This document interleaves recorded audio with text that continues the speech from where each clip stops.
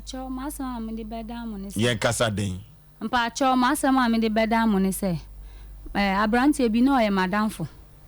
Na ok minini di nkomo me hairdresser ma hwe adwuma. Abrante ye friend say. Mpacho ye friend Isaac Hambo wowi. Ono so wai. Mpacho sesi ade minim baby owo. Okay. Nti no ye madamfo. Masua trebo na ma pom me 2019. Nti mpacho minini di nkomo na ma ka che ne se o. Mpese mi ntu kwan. Ana o ka che me se o mo kompem nemu no, o mo bua ni pa ma ni tu kwan. Na me si okay. Nti yesa no o de me ba su hu se me be hu company no. Nti me kwa ye nso ampa no. Me kwa ye na microphone ho bebre nti me mama ni je. O mo ma me nkran hye se company no, o mo ma ni patu kwan. Na me ka che ne se me nya ska no. Na o si o se mbenya bi o baby a because company ne be boa me. Na ye company bay. Mpa cho ye friend Qnet.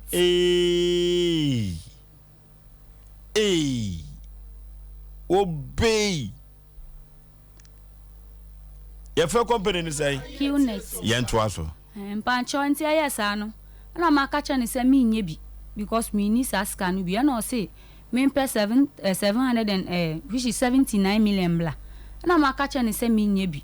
Na ma ka che ne se minim papa bi wo we ye freho mi refi kroni din ba wo mami krobo area ho no ye freho afran place ye freho afran place no nti ma ka che ne se ye freho chechekbo na ma ka che ne se me anti bi wo ho do afu nti me fre na bisa no nti me fre me anti ni bisa no na o so onu onye bi ba me mbra ho pa onim papa bi na wa ka che na hwe nti mi nso mi tu hu anamo na che se okobo obusia na mpa cho an nti me call ho first one no me gi 4000 nti 4000 e chire me de bae no omo se enso ye me nso mpese me ntu kwan nti no na me nso me sa kwaji 3000 ka ho me kwaji scanner fe omo atua scanner wie no omo ka che me se me mfa nipa mienu mra me de ma adwe ni se nipa mienu na omo se me mfa mra no me ni nipa no na wo kwa akopa adwuma anaso om se kofa sika ba no mo fa untu kwan mpa cho mo se omo de me betu kwan utu kwa akokro bezo mpa cho mo se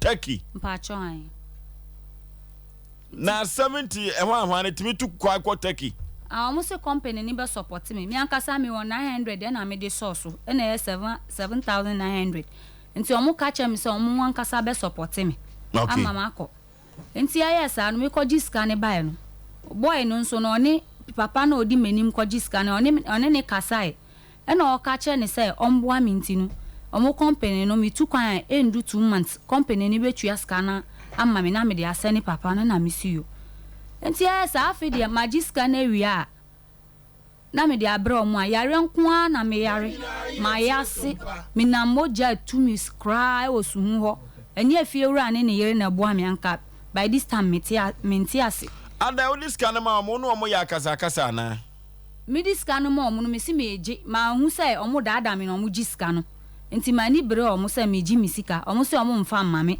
e kire de yare na mbe yare ye tu susu say ade na yom na ma o yare mpa cho han yom una ma na moje tu me anya efi o hin na eba efi mayase moje tu me efi ewura no e na efre papa bi na oyesofo e na ofre no boa me eto eduro ni ne mama me ansana me koy ye krom nso me na nanso eboa me ni nduru anka menti ase omo mama yare sa bre yesu mama na ede na hu so me ma yare ye mpa cho de enti ame mama me hu se omo na mo mama yare se me diska ne ko echire no na ga obi ame ne ko ho no onu wo ho ansana me bae enti no onu wo ho ansana me bae onu ka kire me se onu ayare the same yare na me yare no onu so ayare bi pen odi scan ma omu wie no wa hu se omu zan no na odi omu kosu hu court odi omu ko ho no omu ka che ne se omu be kire no nyansa nti e kire no moje etu no nti ga ne kasa che na me se me nso moje etu mi odi same thing enti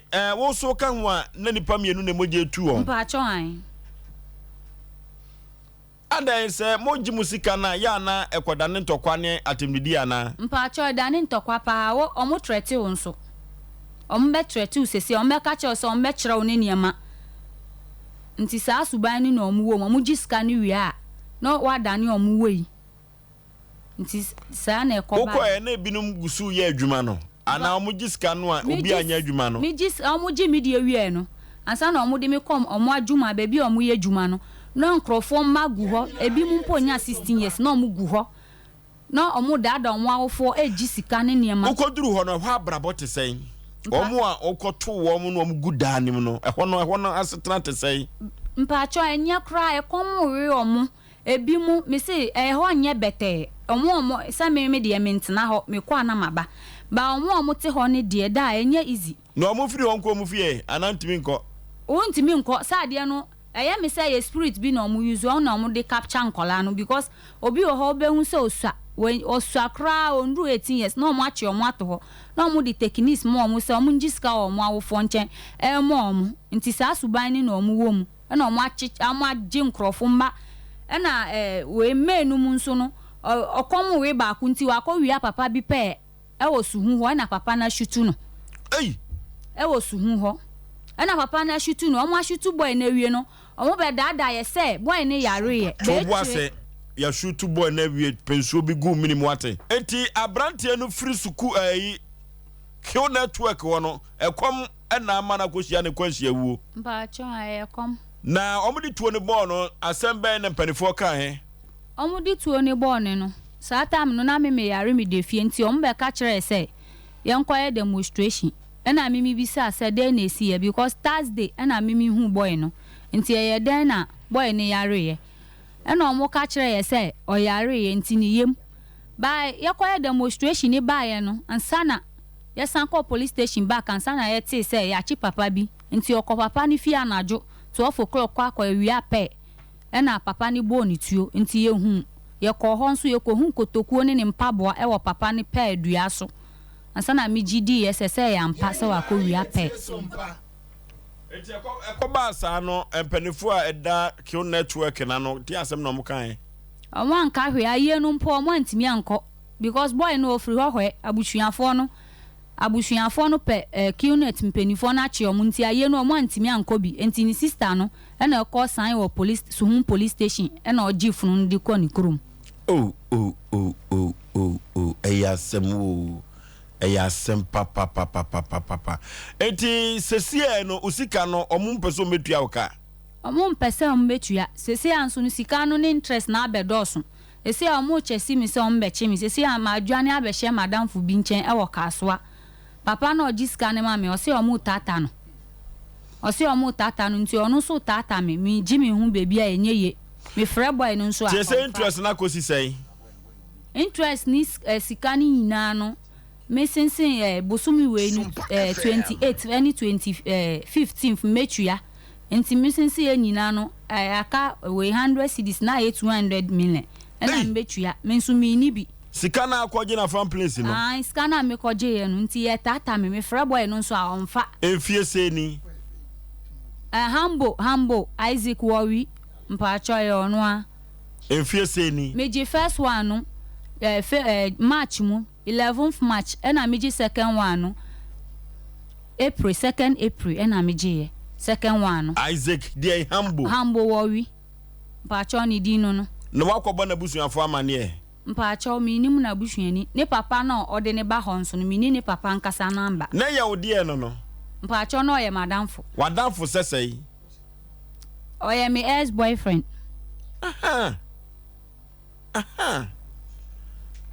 ayasem ya hwane ne abrante Isaac ni komo ewa ahoma so ene ni enkomo ten ayasem eti se sika na akasa no sik baby akɔgye ye no ye twetwe ho ye hwe me ye fra me nso amintimi mfa because mi suro omu kɔ ekura na ase hɔ kɔtata me maame anya maame nso na egi sika no me na me gye because me pese me mfa bi mbre fie na yina yendi ɛna ɔno abɔ me abro sɛ ɔni nkrofo no ɛna ɔmo agi sika na akyɛ me frɛ na ɔmfa me de ne ba ha 2 weeks ni producers for frɛ na ɔse ende me wa ha ɔkyena me wa ha me ba ha okuoda no mo sa frɛ no no ɔse ɔyare ɔ hospital na nso ɔboa me de na ne number mama danfo bi the other year me no other year madam for ni the same thing and no send drinking spot any pharmacist and madam for ne say onu ye djuma o ho nti obepa djuma ma madam for nti ma hu so ye kromfo pictures no send mama down for ni na gu me phone. Oba say ya den na ma.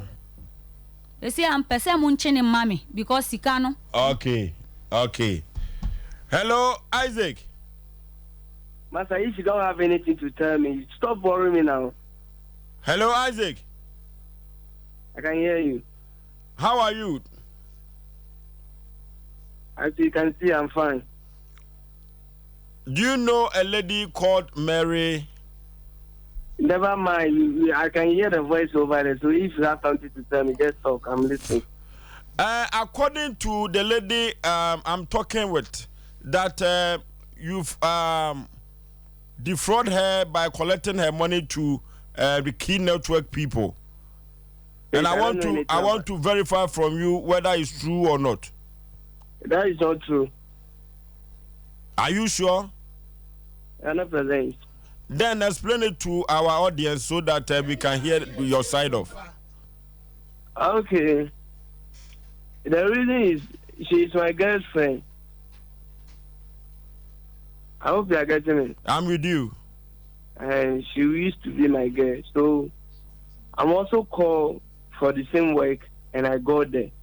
So after I got there, I hear information out, like explain to everything to me. And I said, okay, I will do. So after that, I'm also involved myself inside the business. Hopefully I get it. I'm with you. Okay. So how they explain everything to me, I called and she also came and explained the same how they explained everything to me. And then she told me he's very interested on the business. So let's do it together so that one a time will come we can have. We can be benefit with our children too. And I said, okay, if that will be the case, then let's see how you pay for the money. That's how she also involved herself into the business. But when she's telling you anything for now, I did anything or I did something, that is not the truth. The reason be, I also call and the same how I also call him. So I go there and then they explain everything to me. And I said, okay, if that will be the case, I'll do. So she also come and they explain everything like how they explain it to me. And then she also agreed to do the same business with me.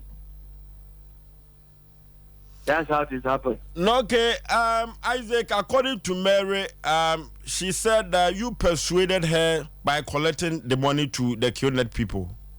That is not the truth. Even he paid the money, so I don't even know anything about it. The only thing I know about it, the first she started paying the money, so he has some small current, and how she also has some stomach, like he has some sickness, and she traveled to his grandma priest, and then she told me he's going there to loan for someone, and I said, okay, if that would be the case, I don't have problem, and then she should go to camp. So after she got there, we have some, ladies and guys there, sometimes some quarrel and all those things come between two of us. So even guys angry with me, even transfer money to different persons without my relatives know. And a time come because they how they talk to us, they say dollar, they pay with dollar, and then you have every particular over there. With him over there right now, I'm speaking to you, he asked me, she will give you the detail and the particulars, everything they transfer to him. She hold everything over there right now, I'm speaking to you. So after that, she pay the money through to one of her friends, giving to the office. And I can remember the last transaction she did is like, they told her the dollar rate is come up.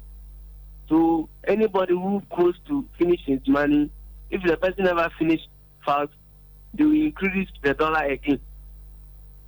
I hope you are getting it. Okay, Isaac, in the whole issue, who introduced Mary to the Q Network people? Yeah, that one is me. You said? Hello.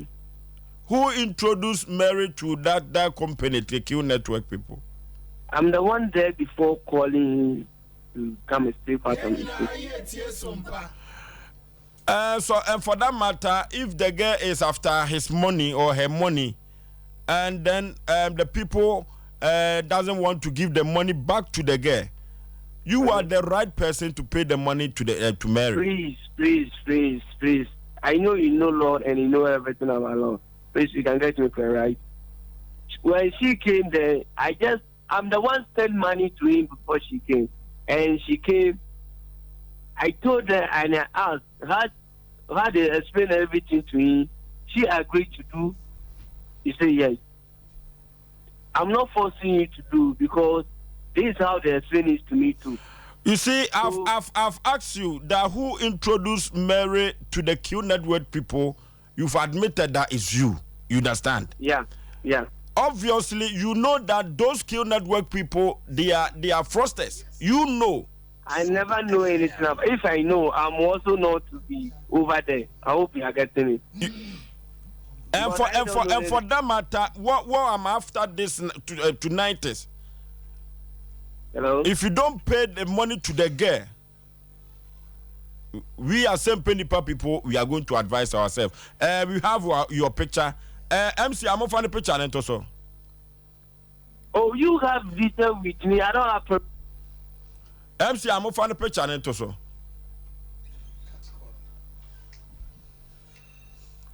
What am I? No, okay. Edru baby a ya na 7 previous and omra samwa wafutu sem na ye me dene pa betete asim. So atimase. Na ma so ayo mu ahuhuro ni awo. Edru baby a. Hwe sabia ku sabia nya ado. Kwasi asem bia wo keka. Etedu baby na atwe ho fira jimfo ho a. Eboa wo. Kwaku wafutu sem na de pa. Na boy no ankasa no hu. O si a friend say. Hambo adai. Isaac Worry. Ene ye na Hambo Worry, Isaac edin kama pa. You know, Hambo Worry no kwa. Ya be che na fie dua mu